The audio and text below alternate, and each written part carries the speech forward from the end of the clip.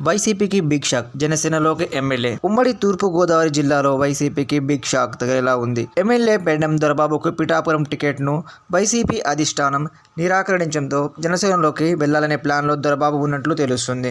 అధికార పార్టీ వైసీపీలో అసంతృప్తుల నేతలు అంతకు పెరిగిపోతున్నారు. ఇప్పటికే పలువురు ముఖ్య నేతలు తమకు సీటు కేటాయించకపోవడంతో ఆ పార్టీ నుంచి బయటకు వెళ్లిపోయారు. కోటంరెడ్డి, శ్రీధర్ రెడ్డి, ఆనం నారాయణ రెడ్డి ఇలా ఒక్కొక్కరిగా పార్టీకి గుడ్ బై చెప్తున్నారు. తాజాగా మరో వైసీపీ ఎమ్మెల్యే అసంతృప్తిగా ఉన్నట్లు జోరుగా ప్రచారం జరుగుతుంది. కాకినాడ జిల్లా పిఠాపురంలో వైసీపీ ఎమ్మెల్యే పెండెం దొరబాబు జనసేనలోకి వెళ్తున్నట్లు వార్తలు హల్చల్ చేస్తుంది. తనకు పిఠాపురం సీటు ఇవ్వకపోవడం ఇందుకు కారణమని కూడా తెలుస్తుంది. ఇప్పటికే జనసేన నుండి వైసీపీ సిట్టింగ్ ఎమ్మెల్యేలు పెండెం దొరబాబుకి గత 4 రోజుల క్రితం పిలుపు వచ్చిందని జనసేన ముఖ్య నేతలు పెండెం దొరబాబుతో భేటీ అయినట్లు సమాచారం.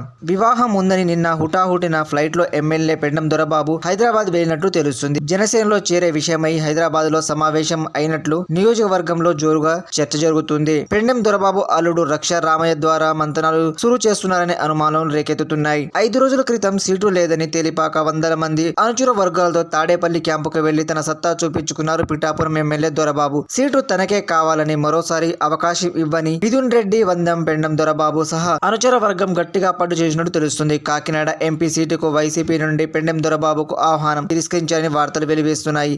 దీంతో మరోసారి పిఠాపురం సీటుపై అధిష్టానం డైనామోలో పడినట్టు గత 2 రోజులుగా నియోజకవర్గంలో హాట్ టాపిక్ గా మారింది. కాగా ఎమ్మెల్యే పార్టీ మార్పుపై పొలిటికల్ హిట్ నెలకొంది. గంటకి రాజకీయ పరిణామాలు మారుతున్నాయి. ఏది ఏమైనప్పటికీ వైసీపీకి బిగ్ షాక్ అని చెప్పాలి.